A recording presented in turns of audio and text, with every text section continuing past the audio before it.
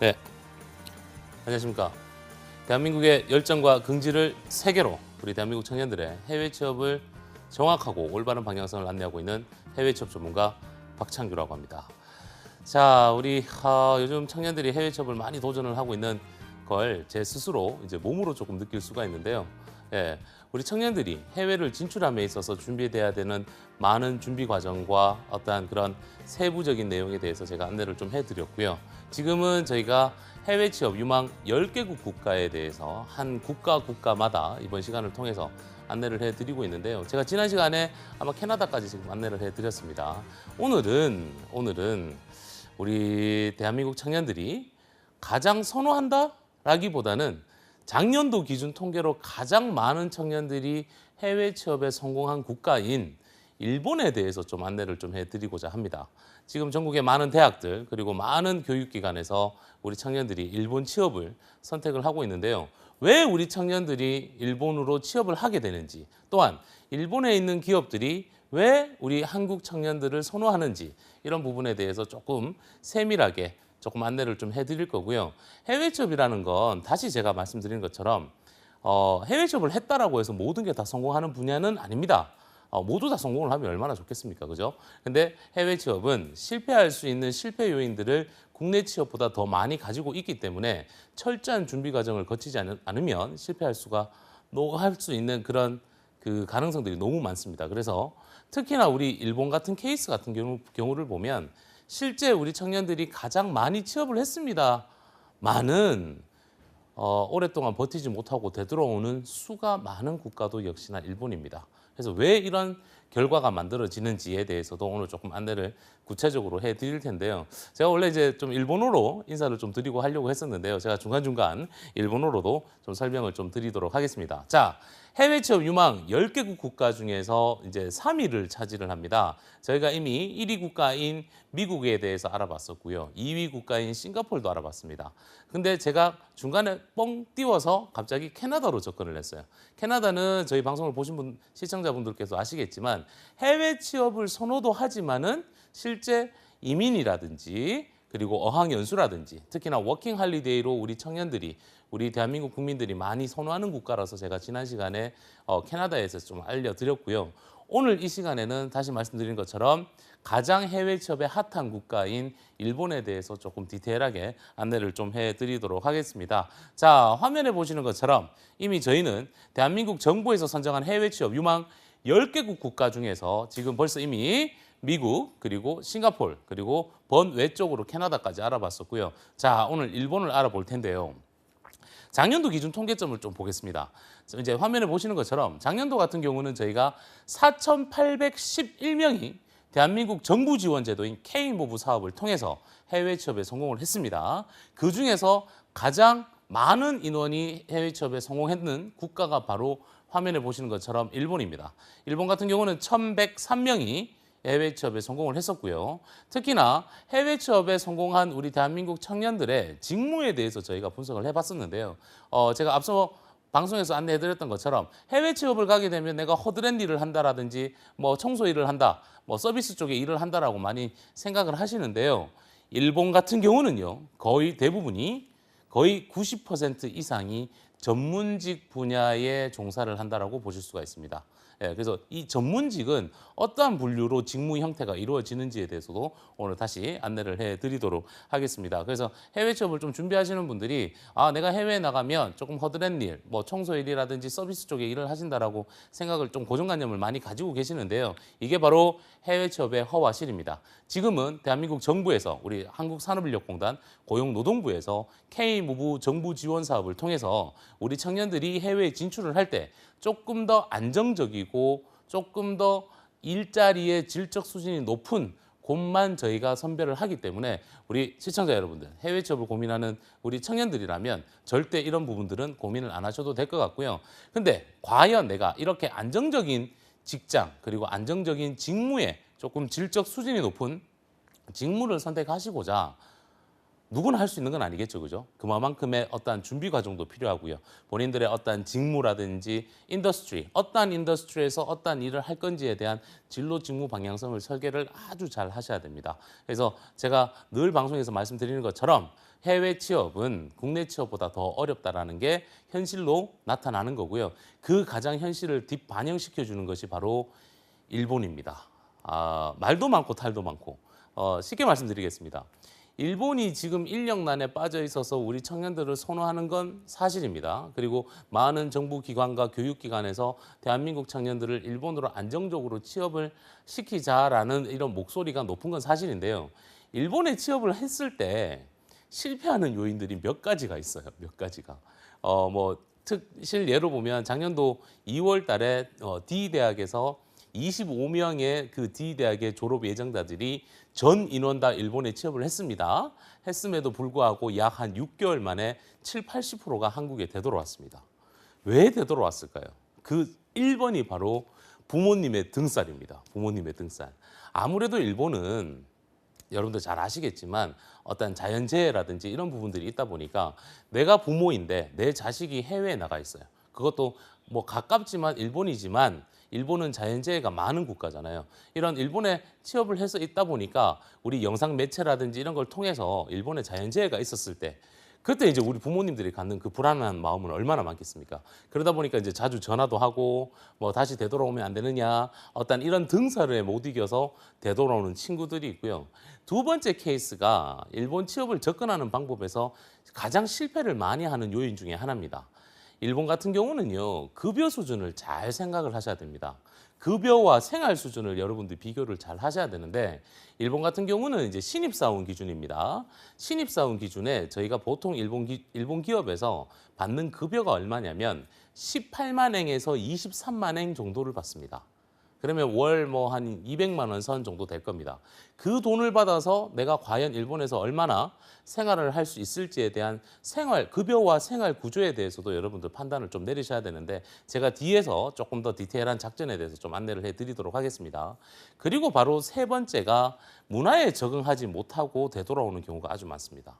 즉, 이 얘기가 뭐냐면 일본에 있는 기업에 접근을 했을 때 이력서와 자소서를 작성을 하겠죠, 그죠? 플러스 잡 인터뷰도 봅니다. 고용주 인터뷰도 보고요. 특히나 일본 같은 경우는 개인의 능력도 중시를 하고 전공도 중시를 하고요. 쉽게 말해서 직무 중심 채용입니다. 그런데 이런 부분들이 명확하게 잡히지 않았을 경우에 실패하는 경우들이 아주 많습니다. 물론 이 사항 역시나 제가 뒤편에서 일본 취업 작전에 대해서 제가 오늘 꼭 안내를 해드리도록 하겠습니다. 이런 요인들 때문에 일본에 취업을 했음에도 불구하고 다시 오래 버티지 못하고 되돌아오는 이런 사례들이 많은데요. 이런 해외 취업을 했더라도 물론 맞지 않으면 다시 한국에 귀국을 하면 됩니다. 하지만 우리나라가 아니라 해외입니다. 해외 비행기를 타고 다른 국가에 가서 생활을 한다는 부분이기 때문에 처음 먹은 그 결심이 약 최소한 1년 정도는 여러분들 끌고 가셔야지만 그 1년의 경험을 기반으로 해서 한국에 오셨을 때 조금 더 몸값이 더 올라갈 수 있는 그런 케이스가 되고요. 실질적으로 일본 같은 경우는 최소한 1년, 2년, 물론 개인의 능력에마다 조금 차이가 있습니다만 첫 엔트리 레벨, 즉 신입사원으로 들어갔을 때는 월 급여가 18만 엔에서 23만 엔이지만 한 1년에서 2년 정도 경력만 있으시면요. 월 급여가 40만 엔에서 50만 엔까지 올라가는 그런 특징을 가진 국가가 바로 일본이라고 보실 수가 있습니다. 자, 제가 이제 화면으로 되돌아가겠습니다. 해외 취업 유망 10개국 국가가 있습니다. 그중에 우리 가장 청년들이 선호하는 국가가 1위가 바로 미국이었어요. 그리고 2위는 바로 캐나다였고요. 3위가 바로 유럽 국가입니다. 유럽 국가는 제가 다음 시간에 제가 한번 안내를 해드릴 거고요. 그다음 4위가 호주고 5위가 일본이었습니다. 네, 이었습니다. 즉 패스트 텐스입니다. 과거형입니다. 화면에 보시는 것처럼 이 통계 자료는 저희가 2016년도 12월 달 통계 자료인데요. 자, 2017년도가 들어오면서 이 판이 확 바뀌어 버렸어요. 네, 해외 취업 희망 국가, 가장 선호하는 국가 1위가 바로 미국이고요. 2위가 바로 일본입니다. 그리고 3위가 캐나다, 유럽 순으로 가고요. 호주 같은 경우는 여러분들 조금 조심하셔야 되는 게 저희가 해외 취업 유망 10개 국가로 선정을 해두었지만 2017년도 4월 기준에 그 호주 정부에서 외국인들을 위한 정식 취업 비자인 457 비자를 폐지를 시켰습니다. 즉 지금 이 상황에서 호주의 인턴십이라든지 호주의 취업 혹은 호주의 워킹 할리데이를 통해서 아니면 혹은 호주의 유학을 통해서 내가 호주에서 정착을 한다라고 취업을 해서 정착을 한다라고 접근하시는 분들은 정말 조심하셔야 되는 부분들이 있습니다. 그래서 지금은 호주가 조금 뒤로 물러나는 그런 케이스로 보시면 되고요. 해외 취업을 이렇게 선호하는 친구들이 보통 일본, 즉 오늘 안내해드리는 일본을 선호하는 이유들을 쭉 훑어보면요. 여러 가지 이유가 있습니다만 일단 가장 우리 청년들이 일본을 선호하는 이유 중에서 가장 베스트가 뭐냐면요. 가까워요. 네, 가깝습니다. 저도 보통 일본 출장을 갈 때는 저도 주말을 좀 활용을 해서 한 1박 2일 정도 뭐 당일치기를 제가 한 적도 있습니다. 그래서 아주 가깝다라는 조건들이 하나가 있고요. 두 번째 조건이 바로 뭐냐면 우리나라와 일본의 문화가 거의 유사합니다. 네, 유사한 어떤 이런 문화 체계를 갖고 있다 보니까 뭐 북미권이라든지 그러면 동남아시아권이라든지 혹은 유럽권으로 접근하는 것보다 조금 더 손쉽게 접근할 수가 있고요. 이제 세 번째가 바로 언어입니다. 언어가 예를 들어서 뭐 저희 대한민국은 어렸을 때부터 영어를 접합니다. 그죠? 근데 일본어가 영어하고 차이점이 나는 게 하나가 있어요. 우리나라하고 어순이 거의 비슷해요. 가령 예를 들어서 나는 박창규입니다라는 게 뭐 예를 들어서 그 영어로 하면 My name is 창규 Park이라고 나가지만 이 일본어로 하면 와타시와 박상 데스 이렇게 나갑니다. 즉 문법 체계나 문장 구조가 우리나라 언어와 거의 유사하기 때문에 좀 히라가나나 카타카나 정도의 기본 정도 베이스만 가지고 있으면요 얼마든지 쉽게 접근할 수 있는 언어가 바로 일본어입니다. 네, 그러다 보니까 언어적인 어떤 장벽에서도 크게 어려움이 없다 보니까 일본을 많이 선호하는 이런 이유가 있는데요. 그러면 과연 우리 일본 같은 경우는 도대체 어떠한 상황을 가지고 있고 왜 대한민국 청년들을 선호하는지에 대해서 저희가 화면을 통해서 한번 알아볼 텐데요. 자, 오늘 다시 곤방와 도저 요로시쿠 오네가이시마스라고 얘기를 하죠. 그죠? 예, 우리 대한민국 청년들이 선호하는 일본에 대해서 심층적으로 제가 한번 안내를 해드리도록 하겠습니다. 자, 화면에 한번 볼게요. 한국인들을 선호하는 국가 중 1위인 일본에 대해서 이제 저희가 안내를 해드리는데 그 첫 번째가 일본 정부에서는요. 글로벌 인재 유치를 위한 유망 산업 직종들이 있습니다. 즉 해외 취업이라는 건 뭐 해외 기업에서 한국인을 채용하고 싶다라고 해서 손쉽게 진행될 수 있는 부분은 아닙니다. 제가 이미 저희 방송을 통해서 미국이라든지 싱가포르라든지 캐나다까지 제가 안내를 해드렸었는데 일본도 똑같습니다. 미국, 싱가포르, 캐나다, 일본 역시나 해당 국가의 정부 정책입니다. 즉 미국 같은 경우는 이미 레지던이 되는 이민자의 나라입니다. 그죠? 그러다 보니까 미국은 1960년대부터 시작해서 많은 외국에 있는 우수한 인재들을 유치하고자 이런 해외 취업의 길을 많이 만들어 놓은 상황이고요. 캐나다 같은 경우는 이미 국가의 크기 면적에 비해서 국민 수가 낮습니다. 그리고 산업이 많이 발달되어 있지 않다 보니까 해외의 우수한 인재들을 유치하고자 하는 겁니다. 그에 반면에 우리 호주 같은 경우는 제가 호주는 2017년도 4월 달부터 취업 비자가 폐지됐다 그랬죠. 그죠? 호주 같은 경우는 어떻게 되죠? 물론 산업도 많이 발달되어 있고요. 그리고 많은 외국인들이 있다 보니까 지금 현재는 외국인들이 포화 상태예요. 그러다 보니까 정부 정책에 의거돼서 이런 외국인들을 위한 취업 비자들이 많이 폐지가 되는 그런 상황이라고 보실 수가 있고요. 또한 싱가포르 역시나 똑같습니다. 싱가포르도 2008년도에 싱가포르 노동청의 노동법 개정안으로 인해서 5개 국가죠. 호주, 캐나다, 인도, 말레이시아 그 마지막 하나가 이제 대한민국이 들어갔습니다. 그래서 이 5개 국가의 우수한 인재들을 자국으로 유치시키고자라고 접근을 했던 거고요. 일본 역시나 오늘 안내해드리는 일본 역시나 글로벌 산업 직종의 글로벌 인재들을 유치하겠다라는 어떤 이런 정부 정책에 의거돼서 일본 취업이 시작이 됐다라고 보시면 되고요. 일본 기업들이 가장 많이 선호하는 국민이 바로 우리 대한민국 국민입니다. 제가 앞서 말씀드린 것처럼 어떤 문화적인 부분이라든지 언어적인 부분들이 동등하다 보니까 거의 유사하다 보니까 가까운 우리 대한민국 청년들을 많이 선호하는 건데요. 자, 화면으로 돌아가서 그럼 과연 우리가 일본의 유망 산업 분야는 어떤 게 있는지를 한번 보도록 하겠습니다. 그 첫 번째가 바로 인프라 관련 시스템 분야입니다.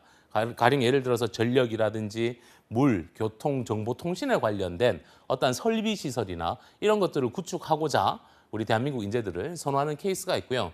요 근래 들어서 친환경 에너지 산업들이 아주 많이 발달되고 있죠. 특히나 뭐 IoT라든지 사물 인터넷이라든지 빅데이터를 통해서 이런 산업들이 많이 발달되다 보니까 환경 에너지 산업 분야에서도 뭐 환경 기술, 에너지 절약형 그런 보급 기술 형태의 어떤 인더스트리에서도 우리 대한민국 청년들을 많이 선호하고 있고요. 대한민국의 문화 콘텐츠 산업 과연 물론 일본도 문화 콘텐츠 사업이 많이 발달되어 있습니다만 대한민국의 한류 열풍을 통해서 일본 역시나 우리 대한민국에 있는 젊은 청년들을 문화 콘텐츠 산업 쪽에서도 많이 선호하는 그런 상황이라고 보실 수가 있고요. 뭐 실예로 만화라든지 출판, 특히나 게임 산업 직종에서도 우리 대한민국 청년들을 많이 선호를 합니다. 뭐 IT 디벨로퍼라든지 UI, UX 개념들, 특히나 CG, 영상 제작하는 이런 직무 분야에서도 일본 기업들이 많이 선호하는 케이스고요. 자, 이제 일본이 장기적인 전망을 보고 나서 첨단 산업 분야도 많이 진출을 하고 있죠, 그죠? 그래서 일렉트로닉이라든지 메캐니컬이라든지 이런 분야에서도 우리 대한민국 청년들을 많이 선호한다라고 보실 수가 있고요. 제가 일본의 유망 산업 분야를 화면으로처럼 제가 한번 이렇게 요약을 한번 해봤었는데요. 자, 다시 말씀드리겠습니다. 전력, 물, 교통, IT 등과 같은 인프라 산업에서 어떤 설비 부분이라든지 그런 기술적 부분을 위해서 우리 인프라 관련 시스템 산업 분야에서 대한민국 청년들을 많이 선호하는 케이스고요. 다시 환경 에너지 관련들. 제가 오늘 저희 한 청년을 만났는데요. 에너지 전자공학 전공자입니다. 에너지 전자공학. 이런 친구들은 보통 R&D라든지 QA, QC 파트, QA, 품질 관리 경영 직무 분야라든지 혹은 연구개발팀 혹은 BOM 구성팀이라든지 이쪽으로 직무를 빠질 수가 있습니다. 이런 친구들이 과연 내가 일본어를 조금 한다 혹은 영어를 어느 정도 베이스를 깔아놨다라고 하면 과연 어느 국가를 선택하면 좋을까요? 당연히 환경 에너지 산업 분야가 많이 발달되어 있는 일본으로 접근하는 것도 하나의 길이라고 봅니다. 제가 지난주에 만났던 한 청년은 우주항공 전공이었어요. 이런 친구들 역시나 항공산업이나 우주산업들이 많이 발달되어 있는 일본에서 어떤 직무 역량을 키운다라든지 경험을 만든다라면 더 나은 곳으로 진출할 수 있는 그런 사례를 보실 수가 있을 것 같고요. 자, 다시 화면으로 돌아가겠습니다. 한 번 더 제가 짚어드리는 겁니다. 문화 콘텐츠 산업 분야도 여러분들이 접근하실 수가 있고요. 첨단 분야, 로봇, 우주, 항공기, 그다음에 나노 광학이라든지 나노 기술 쪽 이쪽 부분에서도 높은 경쟁력을 좀 보유하고 있기 때문에 우리 대한민국 청년들을 많이 선호한다고 보실 수가 있습니다. 자, 그러면 외국인들의 일본 진출 여건에 대해서 제가 한번 안내를 좀 해드릴 텐데요. 일단은 우리 대한민국 청년들이 일본에 취업을 딱 접근을 하게 되면요. 다른 국가에 비해서요. 1번, 제가 뭐라 그랬죠? 해외 취업에서 제일 중요한 거 뭐죠? 우리는 외국인입니다. 그죠? 외국인이 해당 국가에서 체류하려면 합법적인 비자를 취득을 해야 돼요. 그 합법적인 비자를 취득하기에 제가 앞서 방송에서 안내드렸던 미국이라든지 캐나다, 뭐 싱가포르보다 싱가포르하고 거의 비슷한 것 같습니다. 미국, 캐나다는 비자 취득하는데 너무너무 어렵죠. 근데 일본과 싱가포르 같은 경우는 우리 대한민국을 선호하다 보니까 대한민국의 우수한 인재들을 선호하다 보니까 취업 비자 발급이 아주 용이합니다. 그래서 이쪽으로 접근하는 것도 하나의 중요 포인트고요. 특히나 일본은 지금 어떻게 돼 있죠? 고령화 사회로 접근을 하면서 젊은 인재들이 자꾸 없어져요. 그러니까 줄어드는 상황이죠. 즉 고급 인력들이 아주 부족한 상황입니다. 하지만 우리 대한민국은 뭘 가지고 있죠? 전 세계에서 가장 교육열이 높고, 그죠? 전 세계에서 가장 고급 인력들이 가장 많습니다. 그러다 보니까 많은 해외 국가에서 대한민국의 젊은 청년들, 우수한 교육을 받은 그런 청년들을 선호한다고 보실 수가 있고요. 특히나 일본을 보면 인더스트리로 봤을 때 매니팩처링, 즉 제조업 산업 분야가 지금 날로 증가되고 있어요. 그러다 보니까 그 산업 분야에 조금 전문 기술력이라든지 좀 예를 들어서 어떤 설비, 아까 제가 앞서 말씀드렸던 설비 형태라든지 뭐 현장 관리를 할 수 있는 이런 어떤 전문 인력들이 지금 일본에서 많이 필요한 상황이라고 보실 수가 있습니다. 자, 화면으로 한번 다시 돌아갈게요. 일본 산업 구조상 고급 인재가 얼마나 부족되어 있는지 제가 표로 한번 안내를 해드렸는데요. 기초과학 기술에 대한 어떠한 그런 그 경시풍조도 조금 있었고요. 그러니까 기초과학 기술에 대해서 조금 이제 멀리하는 그런 경우도 있었고요. 선진 소비 경제 사회로 조금 접어들면서 이런 제조 분야에서의 어떤 그런 기술자들이 많은 부족 현상이 만들어지기 시작했습니다. 그리고 제가 앞서 말씀드렸던 것처럼 어떤 고령화 사회로 접어들다. 이런 상황이 만들어지다 보니까 젊은 인력들을 양성을 할 수 있는 그런 상황이 만들어지지 않았습니다. 그래서 제가 표에서도 보면 관리 감독자 같은 계열들 지금 뭐 너무 부족한 상황입니다. 네, 관리라든지 감독자 계열도 많이 부족하고요. 다능공, 보통 우리 기능공이라고 얘기를 하죠, 그죠? 그리고 기술 지적 기능사, 보통 이제 우리가 기술 전문 인력이라고 얘기를 합니다. 그리고 고도 숙련 기술자, 기능자. 자 보세요. 도요다에 가면 TPS ERP라는 게 있습니다. 도요다 생산 방식을 통한 ERP. ERP는 Enterprise Resourcing Planning, 즉 전사적 자원 관리입니다. TPS ERP에 보면 저희가 제조 생산 관리, 즉 SCM 관리에서 보면 로트 관리라는 게 나와요. 로트 관리에서 생산 공정 관리에서 원가를 얼마나 어떻게까지 계산을 하냐면 한 명의 고급 숙련 기능자가 하나의 기계를 1시간을 돌렸을 때 나오는 생산량과 1년의 경력자가 1시간의 기계를 돌렸을 때 나오는 그 생산량에 대해서 원가 분석을 합니다. 그러면 당연히 고급 숙련자가 8년 정도 돼 있는 숙련자가 1시간을 돌리는 생산량이 더 많이 나오겠죠. 그죠? 생산 향상도가 높아지겠죠. 근데 우리나라는 이것까지 판단을 안 내리거든요.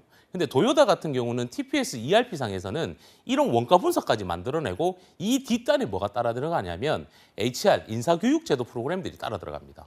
이 정도로의 일본에서는 고급 숙련 기능자들이 인원수가 떨어지는 거예요. 그래서 지금 대한민국에 있는 젊은 인재들을 일본으로 유치를 시켜서 그 기업에서 전문 교육을 통해서 고급 숙련 기능자를 만들려고 하는 게 가장 주된 포인트입니다.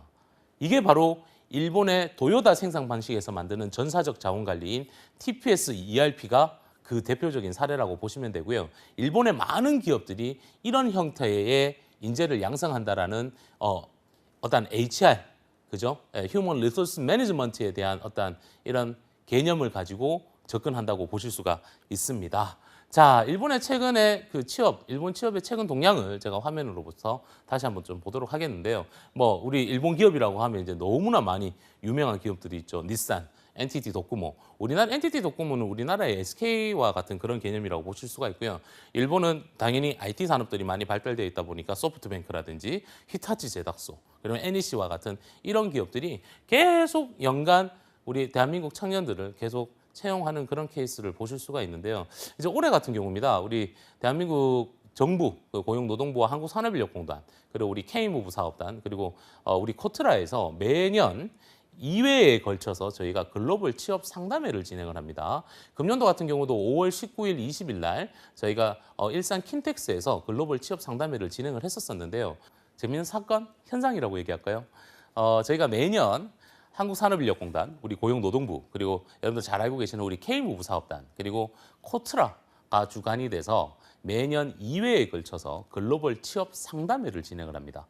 금년도 같은 경우는 5월 19일, 20일 날 일산 킨텍스에서 글로벌 취업 상담회를 진행을 했었는데요. 글로벌 취업 상담회의 가장 이제 그런 상황을 좀 지켜보면 저희가 가장 베스트로 뽑는 게 뭐냐면 대한민국 청년들 중에서 해외 취업을 선호하는 친구들이 많이 오는 건 사실이에요. 현장에 직접 오는데요.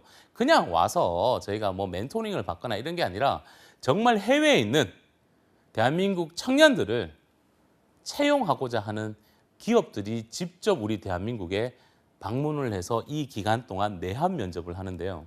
금년도 같은 경우는 약 218개의 기업들이 한국에 오셨습니다. 이 기간 동안 제가 5월 19일, 20일이라고 말씀드렸습니다. 이 금년도 2017년도 글로벌 취업 상담회에서는 총 218개의 기업들이 우리 한국을 방문해 주셨는데요.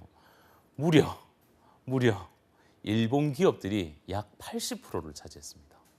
일본에서 온 기업들이 약 80%예요. 80%. 그 정도로 지금 일본의 노동시장에 인력 부족난이 가지고 있습니다. 근데 그 많은 일본에 있는 기업들이 왜 우리 대한민국 청년들을 선호하겠습니까?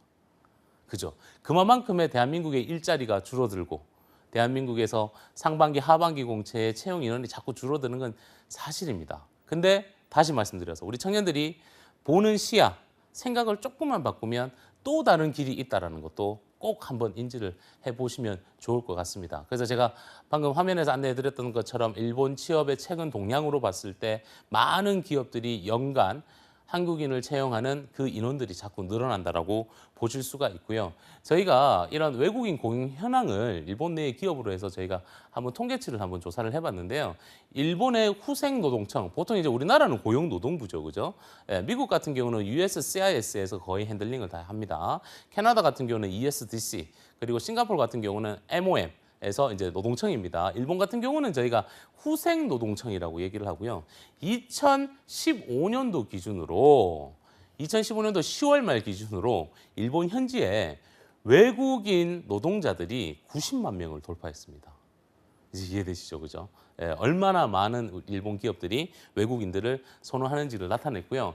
일본의 채용 환경에 대해서 제가 화면을 통해서 조금 안내를 좀 해드릴 겁니다. 자, 잊지 마세요. 잊지 마세요. 한국이랑 거의 비슷해요. 일본의 채용 설명회가, 일본 기업들은 채용 설명회가 보통 저희가 3, 4월 달에 진행이 되고요.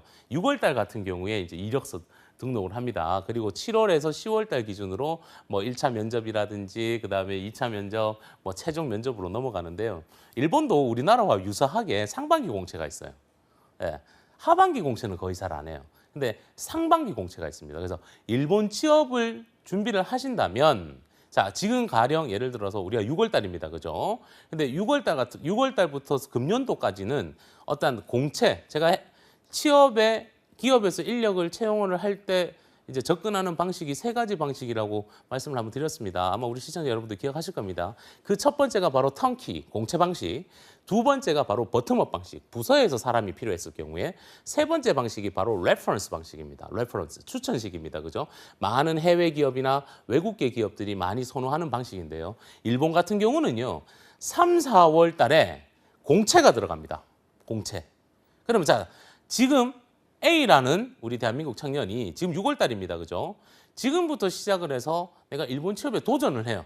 그러면 금년도 같은 경우는 6월 달부터 해서 내년 1월 달, 2월 달까지는요. 여러분들은 버텀업 방식과 추천 방식으로 지원을 하셔야 됩니다. 자, 다시 돌아갈게요. 공채 같은 경우는 엔트리 레벨, 신입을 뽑을 수밖에 없습니다. 그죠? 그죠? 우리나라 똑같죠? 그런데 버텀업 방식과 버텀업 방식과 레퍼런스 방식, 즉 부서에서 인재가 필요한 방식과 추천식으로 들어갈 때는 과연 여러분 생각해 보세요. 엔트리 레벨, 신입을 선호하시겠습니까? 경력을 선호하시겠습니까? 그렇죠. 당연히 경력을 선호합니다. 물론 신입들도 지원을 하실 수는 있습니다만 공채에서 지원하는, 예를 들어서 일본은 3월 달, 4월 달이라고 그랬죠. 일본 기업의 공채로 지원할 때는 일반적인 온라인 입사 지원서를 가지고, 즉 이력서와 자소서를 가지고 면접으로 진행을 하면 돼요. 그런데 A라는 분이 지금 6월 달인데 내년 2월 달까지는 레퍼런스 방식과 버텀업 방식으로 접근을 해야 되니 나는 신입이더라도 내가 이력서와 자소서의 서류 자체를 조금 더 풍성하게 만듭니다.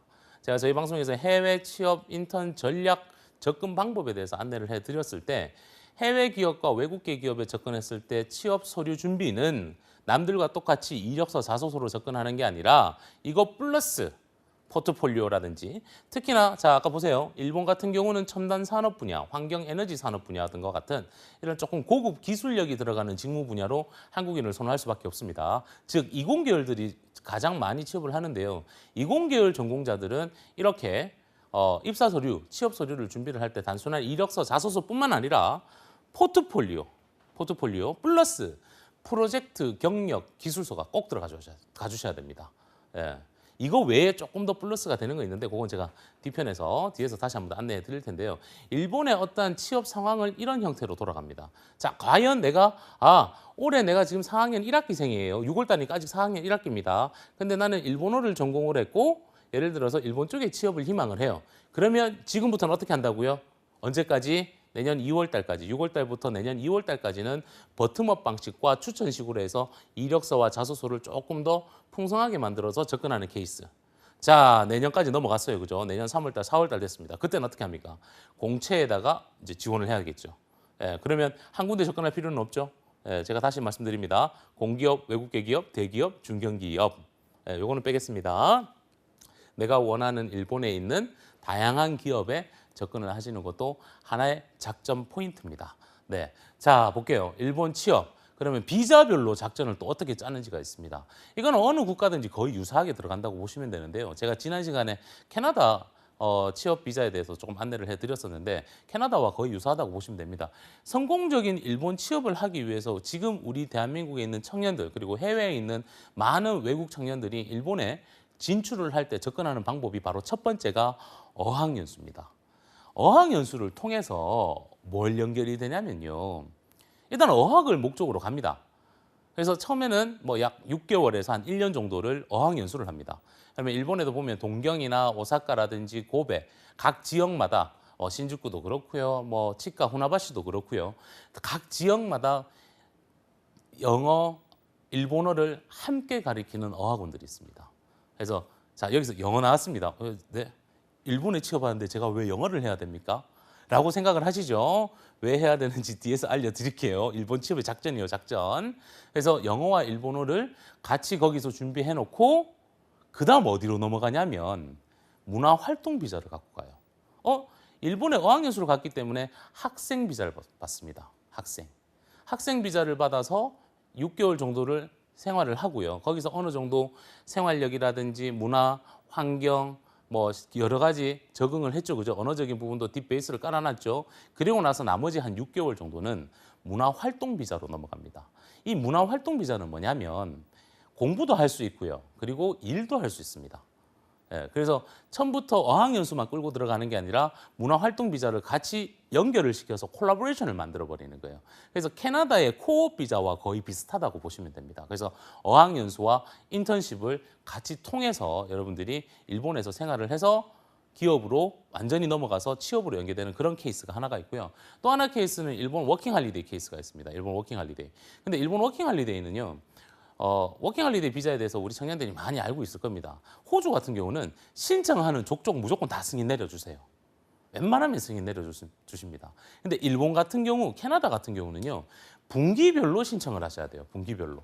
근데 이건 일본과 캐나다 같은 경우는 워킹홀리데이를 신청을 한다 할지언정 호주처럼 다 100% 승인이 아닙니다. 또 추첨식입니다. 추첨식. 그래서 안 될 수도 있어요. 예, 그래서 항상 내가 지금은 이제 저희가 3, 4분기 준비를 하잖아요. 3, 4분기는 지금 6월 달인데 3, 4분기 신청하는 건 늦었습니다. 지금 여러분들 어떻게 하냐면 4, 4분기, 4, 4분기를 목표로 두고 일본 워킹 할리데이 비자를 신청을 해서 그 비자를 통해서 여러분들 일본 취업으로 그렇게 연결되는 케이스가 있고요. 내가 직무 역량이 조금 있어요. 일본어도 내가 어느 정도 돼요. 웬만하면 나는 자신감을 가지고 있습니다. 이런 경우에 우리 바로 여러분들이 활용하시는 게 다이렉트, 제가 알려드렸죠. 직접 지원형과 연수 취업 과정을 통해서 바로 일본의 기술 취업 비자나 일본의 사무 비자로 넘어갈 수 있는 그런 취업으로 바로 연결될 수 있는 그런 케이스도 있습니다.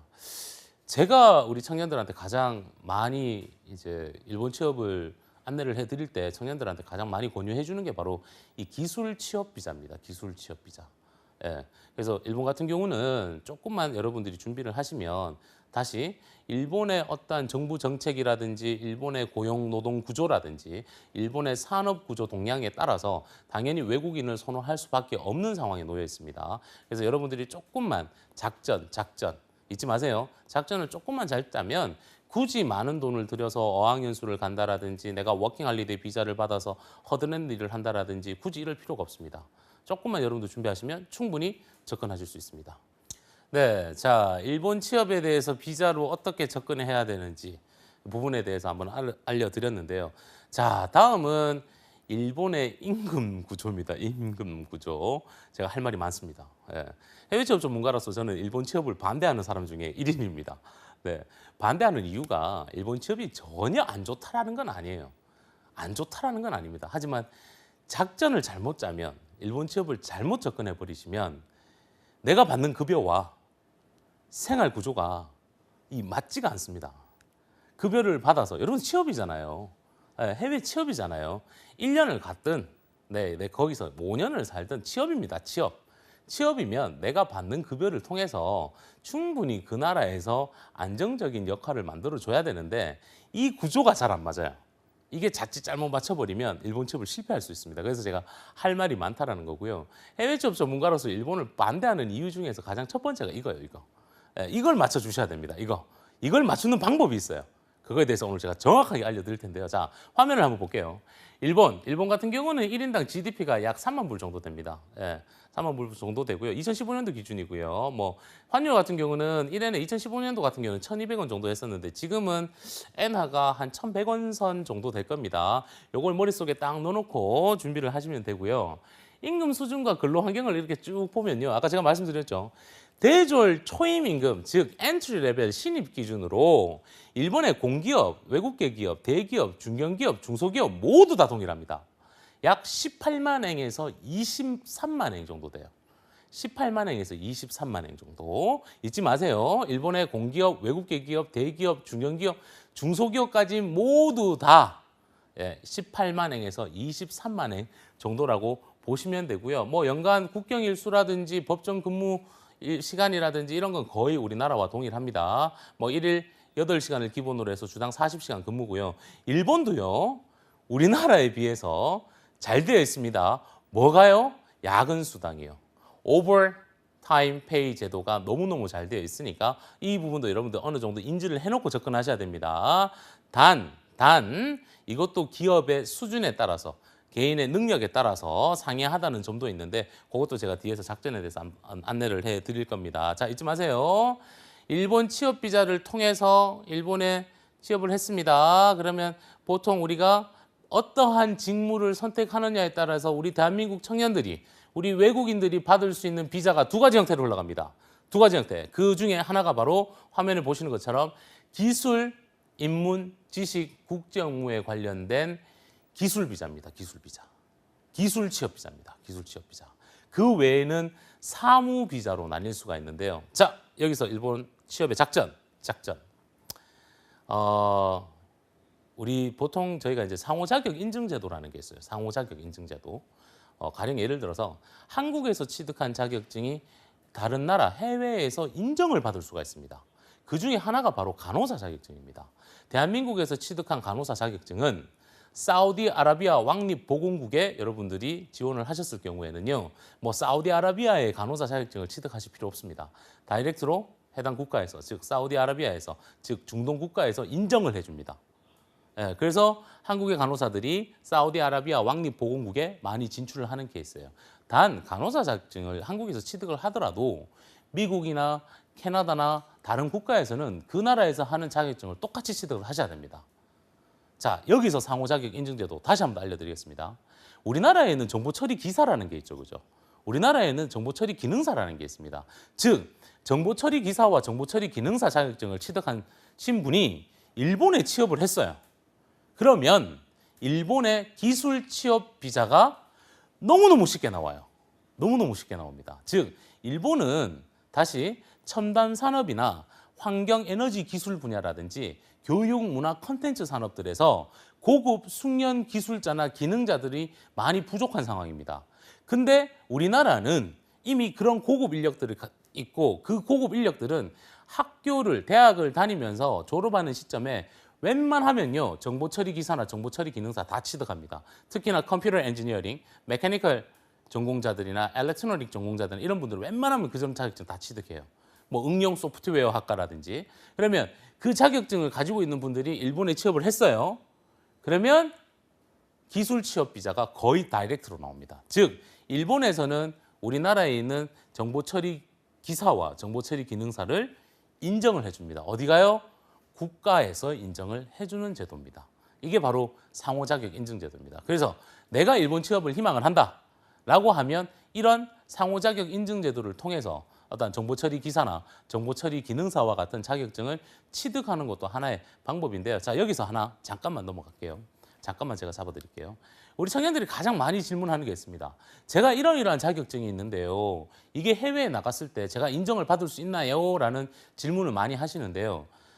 제가 말씀드렸던 간호사와 정보 처리 기사, 정보 처리 기능사를 제외하고는 다른 국가와 상호 자격 인증 제도가 되어 있지 않기 때문에 국내에서 취득한 자격증은 절대 해외 국가에서는 인정을 받을 수는 없습니다. 단 기업의 인사팀에서 기업의 고용주들은 우리 한국인들이 어떠한 자격증을 가지고 있다라고 봤을 때 또 다르게 보는 관점이에요. 자, 제가 여기서 잠깐만 넘어갈게요. 잠깐만 잡고 갈게요. 제가 몇 년 전에 대한민국의 특성화 고등학교에 우리 고등학교 2학년, 3학년생들을 만났습니다. 고등학교 2학년, 3학년생이 자격증을 얼마나 가지고 있냐면요. 한식, 양식, 중식, 일식, 제과, 제빵, 조주기능사, 바리스타, CRS, S마스터까지 가지고 있습니다. 이 지금 우리나라에서 다 취득할 수 있는 자격증입니다. 그리고 제가 그 친구들한테 제안했던 게 해외 취업을 제안했던 거예요. 언어만 조금 준비해서 우리 해외로 한번 진출 한번 시켜보자 라고 했었는데 제가 그 자격증을 보고 놀랬던 거예요. 그래서 제가 해외에 있는 기업에 있는 고용주와 인사팀에 제가 추천서를 썼습니다. 자, 생각해보자. 대한민국의 교육제도를 본다면 우리 고등학교 3학년이면 19살에 해당되는데 이 친구들은 전공이 하스피탈리티와 조리 쪽 전공이었어요. 이런 전공자들이 벌써 자격증을 기본 4개에서 10개를 가지고 있다. 과연 너희 나라에서 인재를 채용할 때 보는 포인트가 뭐겠니? 이 정도 자격증이 있으면 너희 나라에서는 인정을 못 받겠지만 그래도 남들과 다른 차별화 전략을 가지고 있고 그 열정이 있다라고 본인들 판단 내리지 않겠냐? 라고 해서 고등학생이 졸업과 동시에 해외 취업에 성공한 케이스가 있습니다. 이거와 똑같습니다. 한국에서 취득한 자격증들이 해외 국가에서 인정을 해줄 수는 없습니다만 해외에 있는 기업의 인사팀이나 고용주들은요. 또 다른 시각으로 여러분들을 바라본다는 점입니다. 자, 대한민국의 취업을 위해서 대한민국의 2017년도 상반기 공채가 끝났고요. 지금 2017년도 하반기 공채를 진행하고 있습니다. 2016년도 하반기 공채가 끝나고 나서 대한민국의 기업에서 인재를 채용할 때 보는 포인트 약 70%가 바로 직무 역량이었고요. 그 다음이 자격증 공모전이었습니다. 한국도 똑같은 상황이에요. 과연 자격증을 취득한다라고 해서 얼마나 현장 실무에 투입을 할 수 있겠냐마는 그래도 그 자격증을 취득하기 위해서 노력했던 그런 노력의 시간과 그 열정은 전 세계에서도 인정을 해준다고 보셔야 됩니다. 그래서 우리 청년들이 꼭 국내에 있는 자격증이 쓸모가 없더라도 내가 이력서 자소서에는 꼭 기재를 하시는 것도 하나의 방법이라고 보실 수가 있습니다. 자, 화면으로 한번 돌아갈게요. 제출 사례를 한번 보겠습니다. 윤혜정이라는 친구고요. 일본의 이제 K사에서 근무를 하는데 이 친구 같은 경우는 3학년 때부터 이제 접근을 했었고요. 학점이 2점대 후반입니다. 2점대 후반. 오늘도 제가 어떤 한 기관의 담당자분들을 만났었는데 해외 취업을 하려면요 학점도 좋아야 되고요, 뭐 공인 영어 성적도 있어야 되고요, 공인 일본어 성적도 있어야 되고요, 뭐 어학 능력도 뛰어나지 않습니까?라고 보는데요. 잊지 마세요. 해외 기업들은요 우리가 어떤 대학을 나오는지 거기엔 관심이 없습니다. 네, 다시 말씀드렸죠. 국내 기업 같은 경우는 우리처럼 인재를 채용을 할 때 포텐셜 어빌리티, 그 사람이 가지고 있는 잠재력을 보고 인재를 채용하지만 해외에 있는 기업들은 잠재력을 보지 않습니다. 당장 현장에 투입할 수 있는 실무 경험과 이론을 가진 자들을 채택합니다. 즉, NCS 기반은 한국보다 해외가 먼저 더 선행되었고요. 한국의 직무 역량 중심으로 지금 대한민국의 상반기, 하반기 공채가 진행된다면 해외 같은 경우는 이미 50년 전부터 이 직무 중심으로 인재를 채용했다는 점도 여러분들 잊지 마시기 바랍니다. 이 친구 같은 경우도 대학교 3학년 때부터 학점도 낮고 해서 그때부터 일본 취업을 준비를 했었는데요. 뭐 4학년 이제 졸업하는 시점에 일본의 취업에 이제 합격했는 그런 케이스입니다. 그래서 여러분들이 해외 취업을 준비를 한다. 나는 조금 글로벌 인재가 되고 싶고 좀 한국보다는 전 세계가 내 무대인 것처럼 한번 활동해 보고 싶다라고 하면 지금부터 시작하셔야 됩니다. 당장 내일 가는 게 아니잖아요, 그죠? 자격도 만들어야 되고요, 준비 과정도 꼭 필요하고요, 뭐 고용주도 찾아야 되고요. 지금부터 여러분들 시작하셔야 됩니다. 자, 일본 취업 시 유의사항 갑니다. 이제 작전 들어갑니다. 작전. 여러분 잊지 마십시오. 작전. 1번 한번 볼게요. 해외 취업에서 피해야 되는 것들이 좀 있는데요. 제가 해외 취업에서 조심해야 되는 것들이 있습니다. 그 중에 하나가 바로 아웃소싱입니다. 아웃소싱. 제가 저희 방송을 통해서 많은 대학에서 강의를 통해서 그리고 우리 청년들 만나서 누누이 귀에 딱지가 앉을 정도로 이야기하는 부분이 해외 취업하면 좋습니다. 좋아요. 너무 좋아요. 예, 가서 급여도 많이 받고요. 뭐 안정적인 생활도 할 수 있고요. 더 큰 건 또 새로운 어떤 꿈을 그릴 수가 있고 새로운 어떤 그림, 내 미래 플랜을 그릴 수가 있는데 여기서 실패하는 중에 1번이 바로 아웃소싱이에요. 아웃소싱. 하지만 일본은요. 일본 기업의 문화입니다. 아웃소싱이 정착되어 있습니다. 다른 국가 같은 경우는 아웃소싱으로 취업을 했을 경우에 아웃소싱은 제가 A라는 기업에 근무를 하고 있지만 나는 A 기업의 소속이 아니에요. 그 별도의 아웃소싱 기업의 소속이에요. 그러다 보니까 내가 자꾸 근무지가 바뀌어요. 근무지가 바뀌다 보면 비자 스테이트가 갑자기 무너지는 경우가 있어요. 그러니까 A 이곳에서 근무하다가 다른 곳으로 이직을 합니다. 중간에 이제 근무지가 바뀌는 순간이 되죠. 그러면 그때 텀이 있어요. 한 며칠의 텀이 있습니다. 그때 되면요. 불법 체류자로 됩니다, 여러분. 그때 혹시나 내가 어떤 일이 터졌을 때는 불법 체류자가 될 수 있는 가능성들이 아주 높기 때문에 되도록이면 해외 기업에 접근을 할 때는 아웃소싱, 즉 헤드헌터 개념적으로는 조금 빠지라고 이제 피해라고 제가 안내를 해드리는데 일본은요 안 그렇습니다. 여러분 절대 잊지 마십시오. 일본은요 다시 말씀드리지만 아웃소싱이 전 기업의 문화에 정착이 되어 있다 보니까 일본에 취업을 하셨을 때는 아웃소싱으로 가더라도 큰 문제는 없다는 점 잊지 마시기 바랍니다. 자, 두 번째. 네, 두 번째 한번 보세요. 일본 취업에는 일본어만 잘하면 된다라는 편견을 버려라. 세 번째 바로 연결할게요. 세 번째. 일본 취업에서 일본 기업의 등급을 잘 파악해라 라고 했습니다. 제가 2번, 3번을 노리는 이유가 있어요. 같이 설명해 드리는 이유가 있어요. 자, 보세요, 여러분. 우리나라는요. 공기업, 외국계 기업, 대기업, 중견기업, 중소기업 순이죠. 일본은요. A, B, C, D, E 순으로 나갑니다. 이게 기업의 어떠한 그런 그 단계라고 보시면 돼요. 구분점이라고 보시면 되는데 보세요. A 등급, B 등급의 회사를 가게 되면 쉽게 얘기해서 일본의 대기업에 가면요.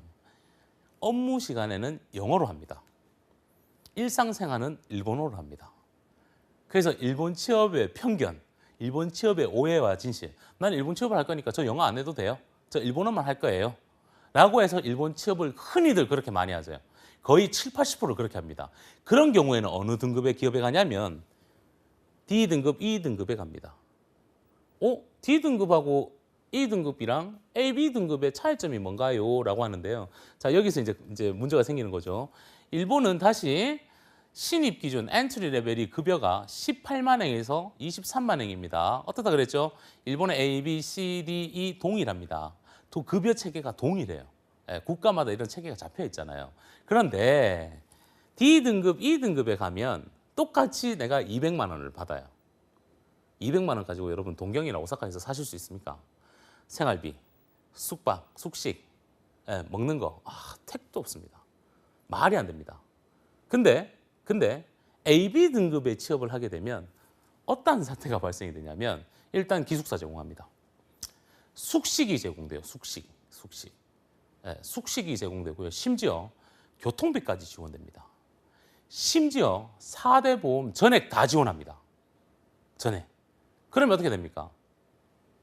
내가 한 달에 18만 엔, 23만 엔, 즉 한 달에 200만 원 받아도 먹고 자는 거 모든 게 다 해결되기 때문에 큰 문제가 안 생겨요.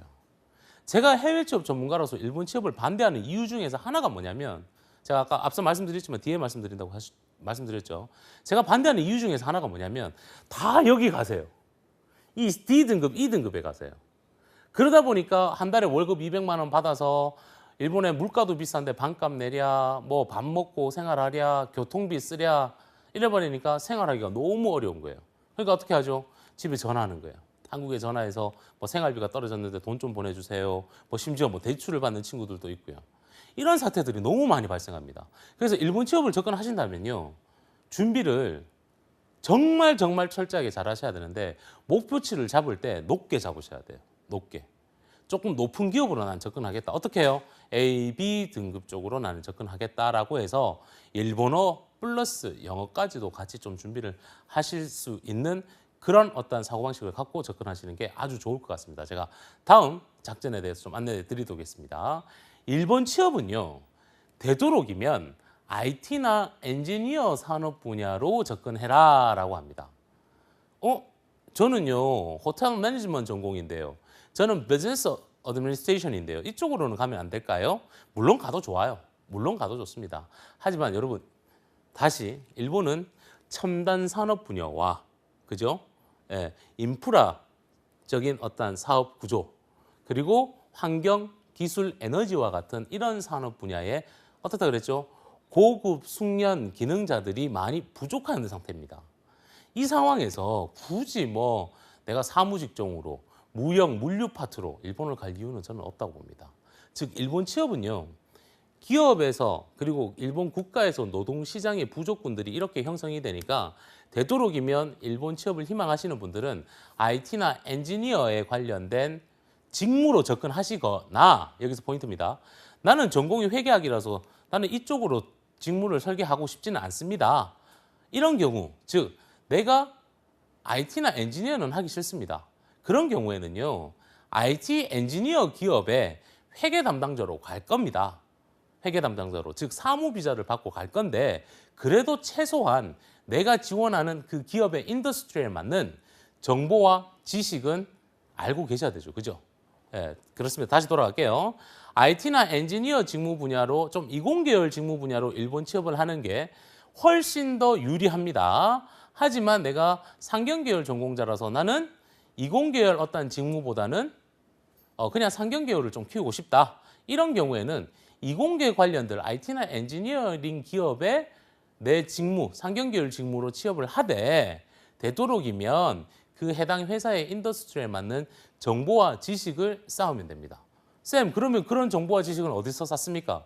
다시 고용노동부에서 하는 청년고용정책으로 국가기관 전략사업이라든지 미래창조과학부에서 하는 이공계 기술취업연수 사업이라든지 우리 지금 많은 대학에서 하고 있는 청년취업 아카데미를 통해서 여러분들이 그런 어떠한 기술력들을 습득을 하고 일본으로 접근하시는 것도 하나의 작전 중에 작전이라고 보실 수가 있고요. 자, 5번째 넘어갈게요.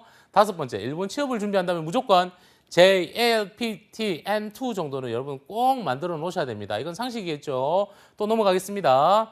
일본 취업은요, 화상 면접보다는 페이스 투 페이스, 즉 대면 면접을 아주 요하기 때문에 일본의 취업에 지원을 하셨을 경우에는 되도록이면 일본 기업들이 한국으로 내한을 옵니다. 그 기회를 잡아서 여러분들이 면접을 하셔야 되고요. 자, 다시 돌아갑니다. 일본은 국내 사전 교육 과정들, 직무 교육이라든지 철저한 준비 과정들을 통해서 접근을 해야 된다라고 보시면 되고요. 자, 국비 교육을 통해서 일본 취업을 접근할 수 있는 이런 안내들이 나와 있습니다. 우리 대한민국의 국가기관 전략사업, 심지어 저희 글로벌 잡센터에서도 국가기관 전략사업을 통해서 일본 취업으로 방향성을 설계를 하고 있는데요. 지난달이죠. 5월 13일 날은 일본의 기술계 아웃소싱 기업 중에서 최대 규모입니다.